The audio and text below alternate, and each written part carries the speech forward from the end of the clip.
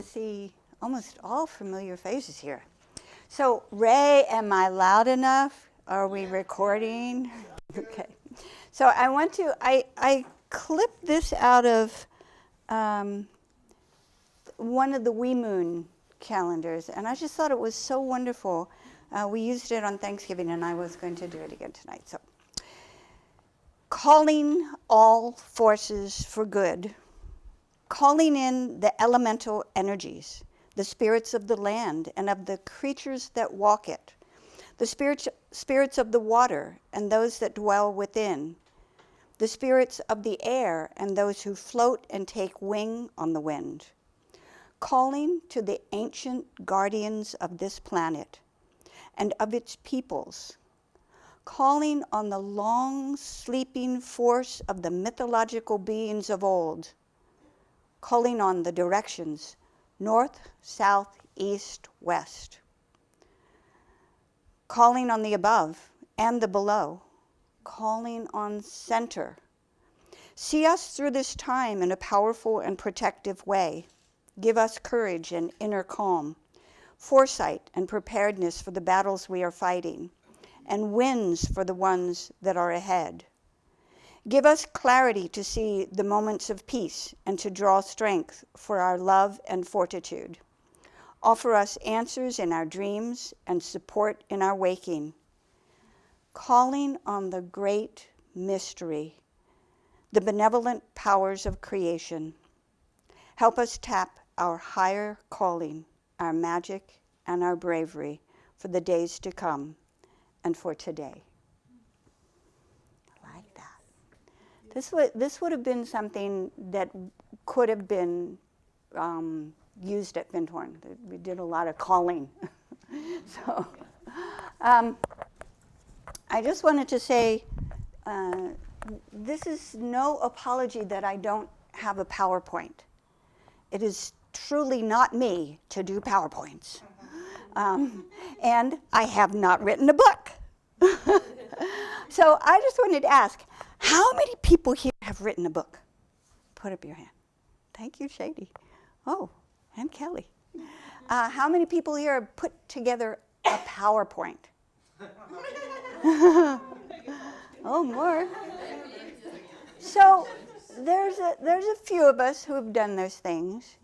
But let me ask you these questions. How many here have loved a child? How many here have planted a garden or taken care of a houseplant?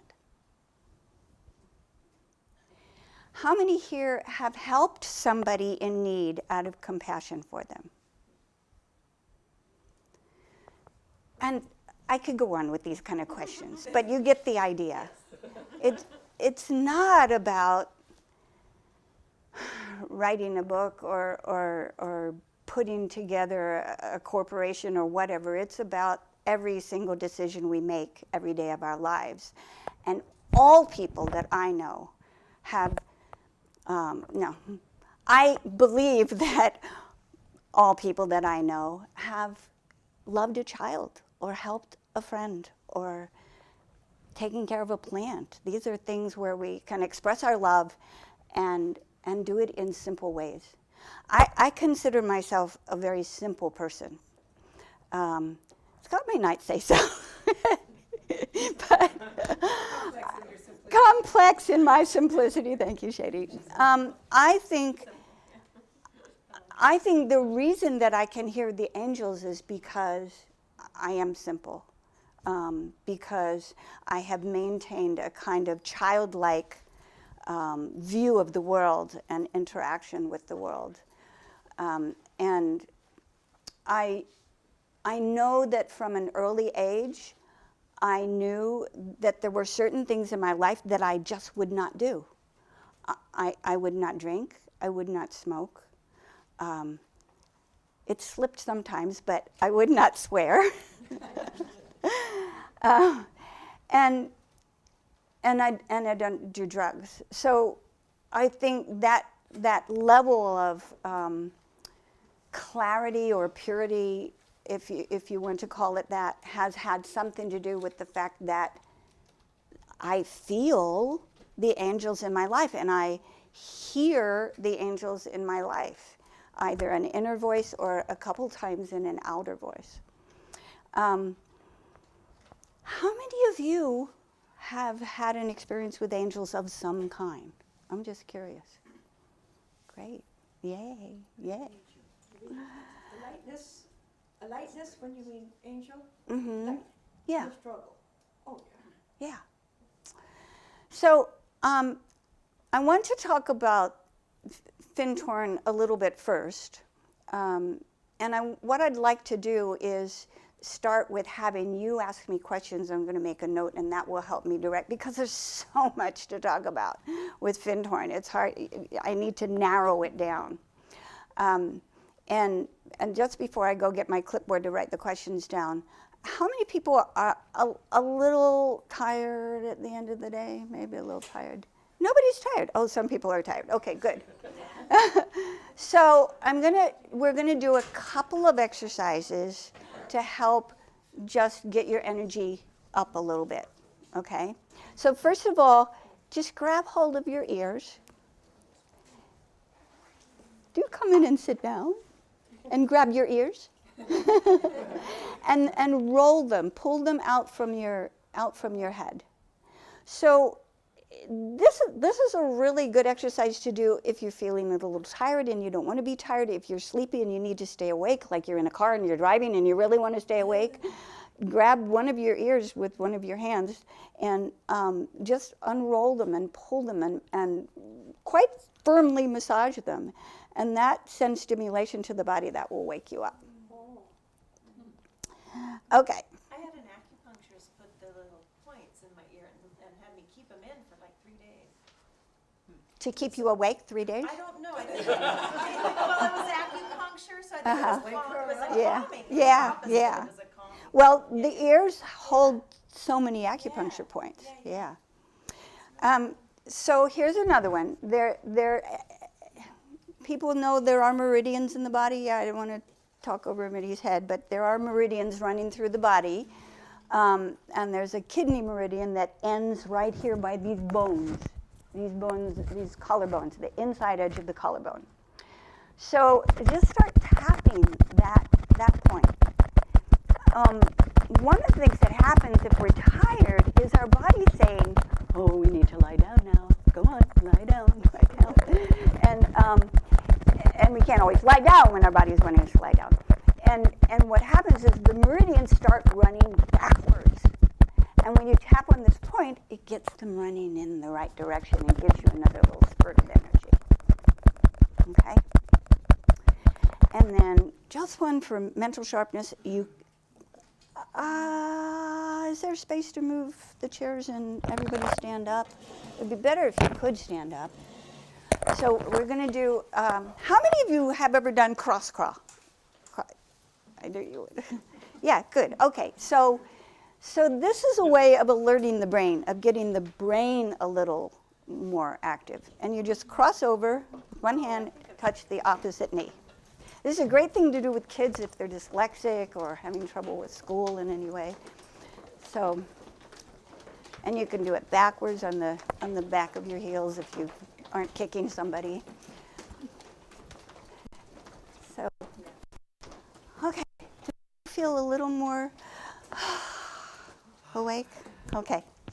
All right, thank you for joining me in that. So, in the second half of the evening, or after a little bit, I don't know if it's the second half, we're going to put the chairs in a circle.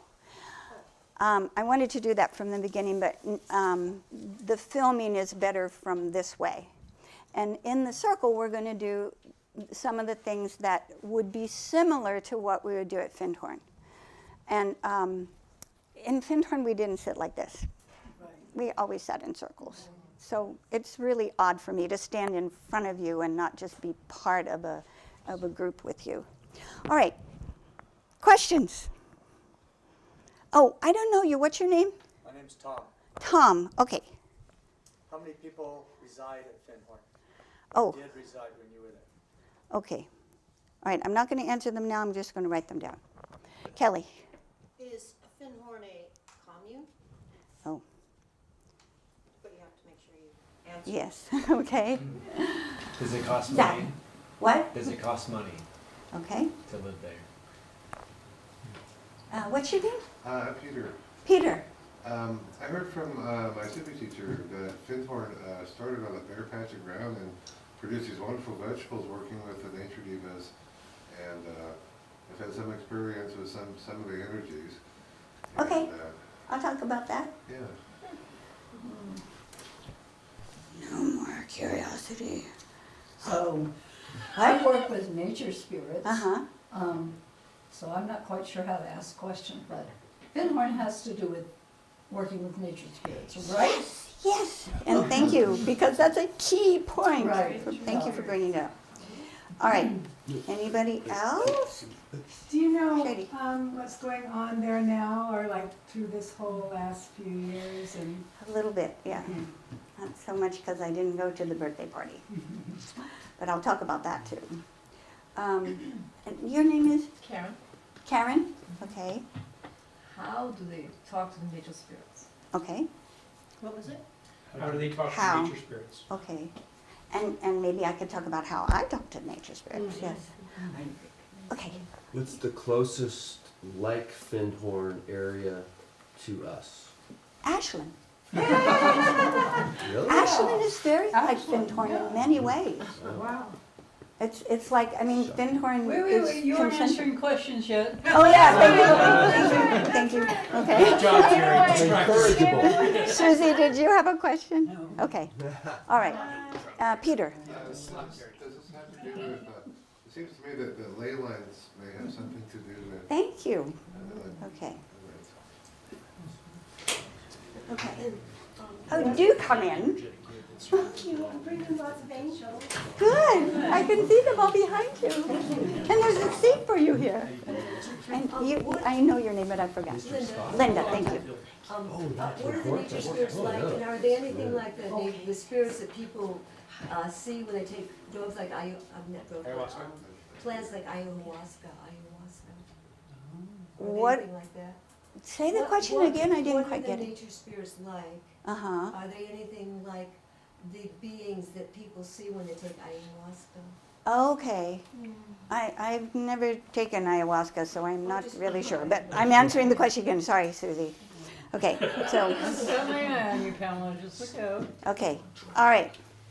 Well, I've got enough to start with, so, oh, Peggy. How did it get the name Findhorn? Oh, okay, What's the closest city okay. to Findhorn? All right, so, going through these. What's that? Move the chairs. Move the chairs? Do you want to be in a circle now? I don't know. No, I just wondered if that was what was next. Well, Ray, is this, Nikki's saying no. Nikki's saying no. We need to do some of the talk part now. So, at the greatest number of people, it was about 350 people. Right now, the last I heard it was like 54, or maybe 46. I'm not sure, somewhere around there. And Findhorn? what happened was, Scotland. I went there in '79 the first time, and I did hitchhike. I hitchhiked from Holland over to London, and up from London up to Scotland, and arrived at the community, got out of the car, and burst into tears. It was like, I had no idea why I was crying. It was just like, I think it was this sense of going home to a place that wasn't yet my home, but it just, something opened up in me. So at that time when I first arrived, it was down to about 300 people, and what was making the change was that Peter Caddy, who was one of the founders, Peter and his wife Eileen and their friend Dorothy McLean were the three founders. They went to the site, which is called Findhorn, because there was an old hundreds-year-old village down the road called Findhorn, and they were on the site of a caravan park, or mobile home park we would call it here, holiday park, that was called the Findhorn Park. And they were there because they lost their jobs. They had no jobs, they had no money, and all they had was this caravan to live in. It was not very long, like from the desk to the wall. It was not very long. And they were there with their 3 young boys and the 3 adults living in this tiny caravan. So over time so that was 62. Over time in the 60s, it got bigger as people heard of them and came and joined them. They were meditating and connecting through meditation with people around the world in what they called then the network of light. And then as people began hearing about them, they get a few people and then a few people more. So in the 70s, there was this inflow of Americans, and mostly young, with long hair and guitars, and they had more caravans, and they were living like 3 people in a room. I mean, it was a very hippie type community. Although it was not a commune. It was always called a community because my understanding of a commune is that everyone has to put their money in together and share, and share not just their money but common beliefs, and the community was more open-minded than that. The only one rule that Peter extended through the years was no drugs. But otherwise, people didn't have to believe in Christed consciousness, which was what the community was based on. There were people there who were followers of Sai Baba. There were people there of other religions than Christianity altogether. So it grew and grew and grew up through the 70s, and I was there in 79, and Peter was leaving at the end of 79, at the end of the 70s. He and Eileen were splitting up. There were some disagreements about how the community was going to be run, and so people were leaving because they weren't in agreement with how the higher echelons, the government was running the community, the government of the community. I don't like using the word government. It has a bad taste, doesn't it? So the leadership, thank you. And then during the 80s, the number kept dropping. A lot of people left after Peter left. And so by the time I left at the end of 89, the number was down to around 190, I think. I'm estimating. But it was gradually decreasing. That was the foundation, but the foundation was the organization that ran the workshops and produced the books and ran the educational part. The community started getting bigger. Sorry. As people who were in the foundation, the Findhorn Foundation, said, I want to stay here, but I want to be independent like Scott. And so, that's an inside joke. I want to be independent. I want to have a business. I want to do a woodworking business. I want to do a solar panel business.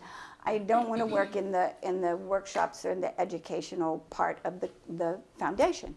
So, and then people would move into the area and be aligned with the foundation and be part of the community, but not be in the structure of the foundation.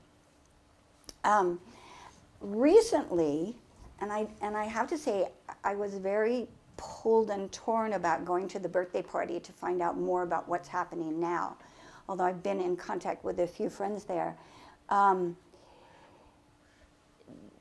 Over the time of COVID, I think the community was facing a lot of financial hardship like many other places. And I think that a lot of people left because of that. A lot of people became independent because of that. So the core of the community now is as far as I know, is less than 100. And they've been doing a lot of their classes and courses online. For many, many years, decades, the way that the community raised money was through having people come from around the world and do workshops. Week-long, 2-week-long, month-long workshops that they would pay to be there. And that was that, and donations, and the sale of crafts was how the money came in. So let's see how I'm doing with my questions.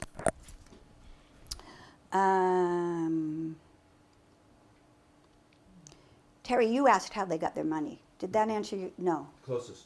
Which one is there? Oh. Town is the closest. that you What made to town is the that. closest?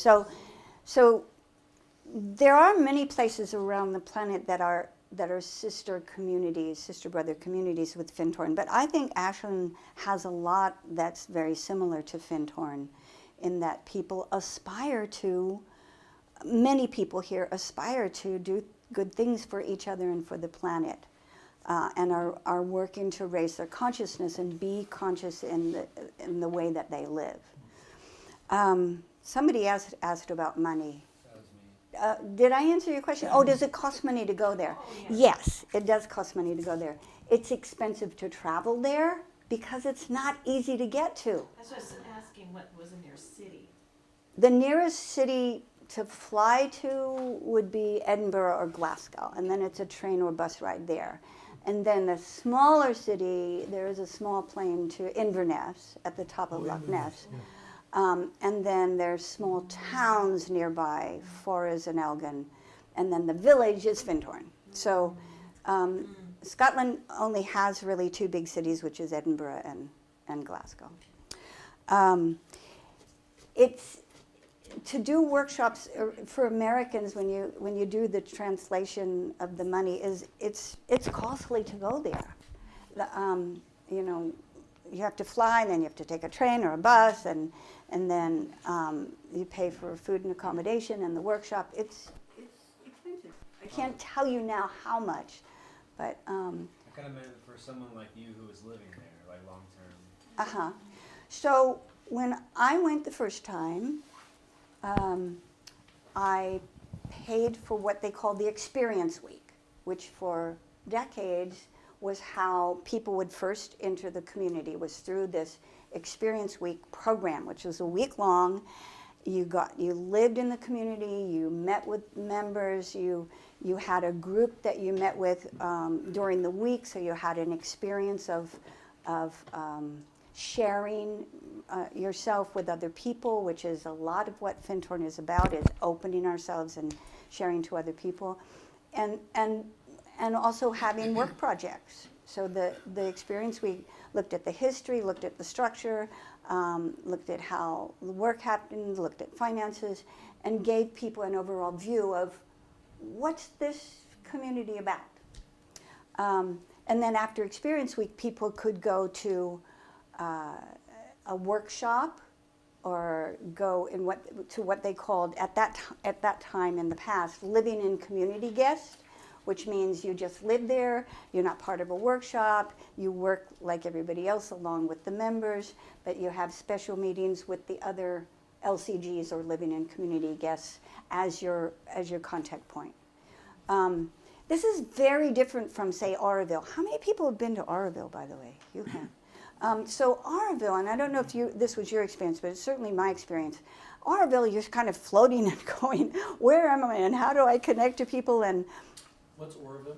oh, thank you. So Oroville is one of the sister communities to Findhorn, and it's in India, in Tamil Nadu, south part of India. And it's a community on 3,000 acres, I think 3,000 acres. And within those 3,000 acres, which is reclaimed forest, and I will get to you, reclaimed forest, there are lots of little villages spread out, and little hamlets and little groups of houses. But there's not the structure of the community itself that embraces you and carries you and says, oh, you're here, let us help you connect. Here's the dining room. And if you're kind of like on your own unless you know somebody there. Findhorn really provides a structured landing place for people to be and to connect and to feel grounded within the community. Some of the members there get a little tired of all the guests coming in, but a lot of people felt the incoming guests were excitement, were new energy. Ketty, I'll get to you, but Peter, you had one. That's Arabindaville with the. Auroville. So it's Auroville? Is it Aurobindo?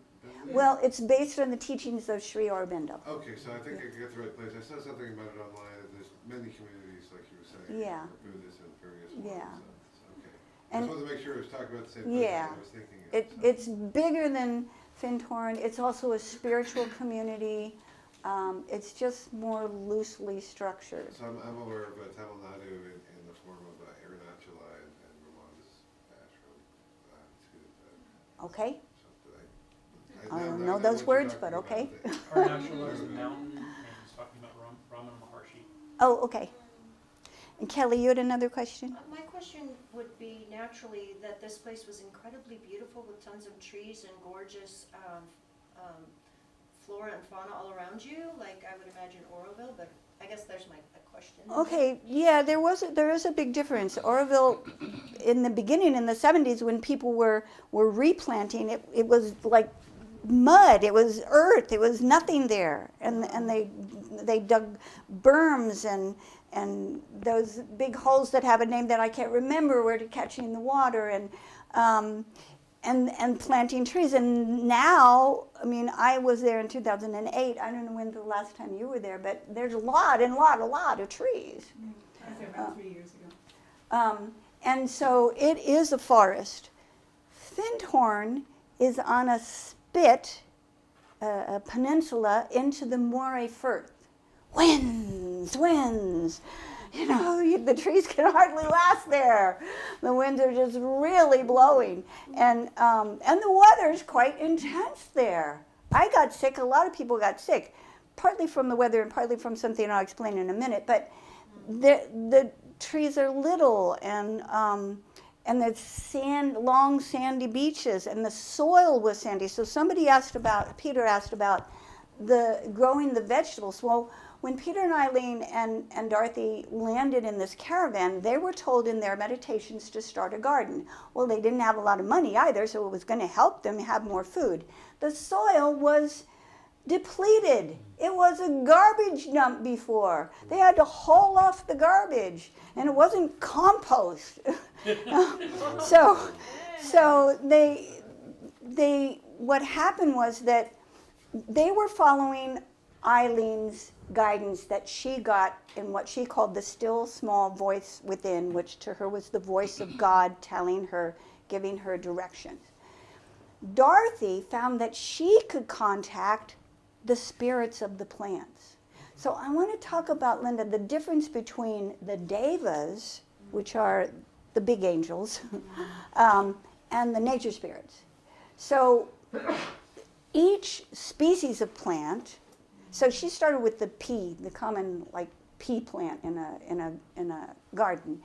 So for that species, there's one template, one diva, one angel. She called them divas, which means shining light, because she didn't like the connotations that the word angel had. And for all that species around the planet, there is one energy form, which she was calling diva, which holds the blueprint of that plant all around the planet. Now, in my garden, there's a little pea plant here. So the big diva is holding the blueprint, but the little nature spirits are working in the garden to help the individual plants grow. So there is a hierarchy, as far as I understand, in the nature spirit kingdom. And the smaller ones are running around helping the plants grow and coloring things in autumn and whatever they do, because I can't see everything that they do, but they do it. And then the holding the pattern are the divas, or the angels. In the same way that they hold the pattern for qualities like liberty or honor or justice or harmony or compassion. So there'll be a being that holds that quality for the planet. And angels are born. Oh, I'm getting into angels now. I'm sorry. I will get back to the Findhorn questions. Angels are born when there's a focus on a particular work or structure or idea. So there is an angel for the RVML. And it's actually probably quite a good size one now, because when did Jordan start this? In 2002 or something? 20 years ago, Yeah. So the longer that something is going, the more attention and focus and love and energy that's put into that thing, the more, I'll get back to you. It's Naomi, right? The bigger the angel grows. So Ashland Food Angels, which is my project, which has been going since 1995, has an angel. I also have an angel on my property, which is different than the food angel, but I know that it's there. And so when we have meetings for food angels meetings, I call in the angels of the angel that's overlighting the food angels, the angel that's overlighting my property, and the angel that's overlighting my neighborhood. Naomi. So, if all life forms have a diva, like all the animals, and so what happens if you have a squash plant diva and then a squash bug diva? I think they have to work it out between them. I honestly don't know. You know what I mean? Yeah. Because there would be equal and opposing Right. forces So- that also have the divine blueprint. Right. So what happens in a garden when you're trying to control opposing desires and intentions with the squash bug divas? Well, there are ways to deal with it. So one of the things that is used very much at Findhorn is meditation. And so you can meditate to the diva of the squash bug and say, I'm putting these two plants here, they're yours. Yes. You can just devour them. They're yours. Leave mine alone, okay? Okay? Yeah, I've done that. Yeah, so that's one way. There probably other people have other ways. And nature itself has its way of working things out, but it's not always in the favor of what human beings want it to be. So in Findhorn, I understand that there's so much emphasis on the different plant spirits and divas, but what about like the different animal divas and spirits? well, there are animal spirits and animal spirit guides, and that wasn't a big point at Findhorn. It was more, Findhorn was the location of the breakthrough in communication between the nature spirits that had to do with plants and gardening and humans. And as far as anybody knows, that's the first time that communication was made and was made public.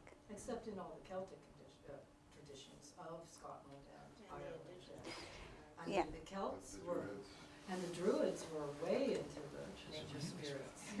You can't Yeah, but they say- probably didn't put it out on the internet and in a book or anything. They put it out in their own context. Yeah. So the Findhorn was drawing on some of the lore and the energy and the knowledge from the olden ways. So you have like ant divas, and I've talked to some of the ant divas, and Some of the what? Ant divas. ant divas, and so they're vital to a garden, and your ladybug divas, and the earthworm divas. So you can't just focus on plants. They're interconnected with everything else. If Dorothy was here, you could ask her, but all I know is she talked to the plants and not the ants. Well, we should have a conversation. Yes.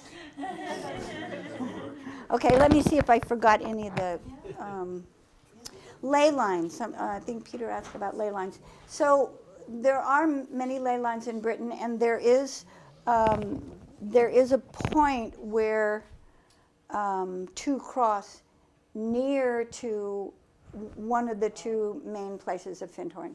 And they felt, what I was told was that there was a sacred triangle between Findhorn, Glastonbury, and Iona. Glastonbury being in the south and Iona being to the west of Scotland. I was guided by energy beings to move slightly, ley lines enough to draw off negative energy. So healings can take place, and then the bad stuff has a place to dump off to. The what has a place to The bad stuff. The bad stuff like a cancer Oh, the bad center stuff. or this kind of thing. So the healing can take place, but it needs a place to drain, otherwise you blow up like a balloon. And Cool. They start giving you healing energy, and the bad stuff has to go somewhere. So they guided me to add like a root system for it to come into. Well, you sound like you know much more about it than I do. Well, I was just guided to do it, so I felt like, okay, well, so I had this big light thing show up. I'm like, okay, I guess I have to do something. I didn't get like a message, but it's like, it was right next to the cancer center. I worked in the hospital. So I went over there. I'm like, okay, I guess it needs a grounding. So I'm like, okay. And then they built it next story, and that is now the healing garden in the center of the cancer center, your guys' path, and then the garden area. So that place that I put it is now inside of the building. Wow, it sounds like you need to apply to Nikki to come and talk here about ley lines. So, Yeah. I work with energy. I'm a healer. Oh, And little put the light that float around, and I think that's what you're talking about, and I wanted to learn about so I think people see the nature spirits in different ways. When my daughter was young and at Findhorn, she could see them, and she saw them as little balls of multicolored lights that were changing and moving very quickly. floating around my bed in my room. Yeah. But also really good actors, when they do a really big part and they go to the camera, you'll see this little thought form that they will project into right at that point. And it's like they're projecting this thing. And only really good actors do it, but you'll see this little dot. Cool. And it's kind of neat. And maybe only I see it. I don't know that it's just something I noticed. But these little dots, and it's like it's almost projecting your thought form, or you're able to set a thought form onto something. So that even in books, if you read a used book, sometimes you'll see somebody's thought form on that certain paragraph or sentence. Interesting. Wow. Yeah, it's kind of neat. Very interactive thought form. For those of you who may not have heard of this, there in the late 90s, I guess it was, they were having human and fairy congresses in Washington State. I went to a couple of them, and they invited, people from all over were invited to come and commune with the fairies, and we people would take pictures around the what was happening, and in the picture there would be these orbs. I'm sure you've all seen things about, and we think that was the fairies. All right, so is there anybody's question I did not answer? How do you talk to the nature spirits? Oh, how to talk to nature spirits. Well, Dorothy did it through meditation. She would just go into meditation and she would open herself. And the book, To Hear the Angels Sing, tells, I was just rereading that, parts of it, and she was saying how she would raise her consciousness, raise her frequency to be more in a level with, hang on, Peter, to be with the consciousness of the beings of the plants. I encourage you and anybody to call on the angels. I call on the angels every day, every morning, and ask them to be with me and help guide me and see if it can open again, because that sounds like a wonderful Because I experience. really did some guidance with that, because I was like, well, how do I connect? I don't even know. Yeah. So that's kind of why I'm here. I remember the first time I felt an angel, I was 18 or 19, and I literally felt someone's hand on my head. Yeah. You felt that too? Yeah. And it was like, there was nobody around me, it's like, what is this? What is this? And then I came to believe that it was an angel that was just kind of going, we're with you, we're with you. And I'm not really clairaudient, but I was told a year before I got pregnant, I was told that my daughter was coming. And that was like a voice that was outside of me. I mean, mostly when I hear the angels, I hear them inside of me, but this was outside of me. I was dumbstruck. I was walking up the pathway to Findhorn, and I literally believed that somebody was playing a joke on me, and there was a speaker, and I was just in trees. I was looking like, okay, where's the speaker? And I went, okay, I know I'm not having a baby. I chose not to do that this life, and go away, leave me alone. And then 4 days later, when I was in what they called the Cluny Hill Hotel, which is where a lot of the guests stay, and I was in the room by myself, and the voice came back with the exact same message, but with such tremendous energy, I literally was knocked to my knees. And I didn't know who this was, but they definitely were making their point. So I said, okay, not my will but thine. Pamela, how long was it after that you got pregnant? Well, so that was in 2 days. No.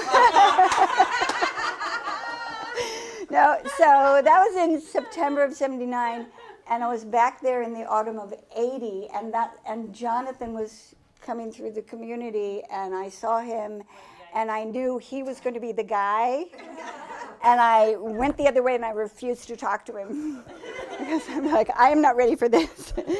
And so he was only supposed to stay a week, and he was supposed to leave on Saturday, and so I thought Friday night I can talk to him. It's okay. And then he didn't leave the next day. And when he left a week later, I left with him, so which was not planned. Anyway, so it was probably 1.5 to 2 years before I got pregnant. So they knew they needed to give me really good warning because I was so stubborn. I am not having children, so they had to make it really loud and clear. So I wanted to read this about what she said about the devas. She's talking about life being changeable, and to cope with the angelic world, we have to be willing to always accept constant change. You humans cling to the known. You dislike change. You're disappointed when you find it. You even expect one another to always be the same, instead of realizing that you are creatures different from what you were in the last second of time, and that you have infinite possibilities to be still more different. And she talks about the quality of joy. The quality of joy was perhaps the most outstanding characteristic of the Devic world. I discovered that the angels fly on wings of joy and always act in joy. And they said, joy is what we work with. Joy is what we are. Joy is what you are.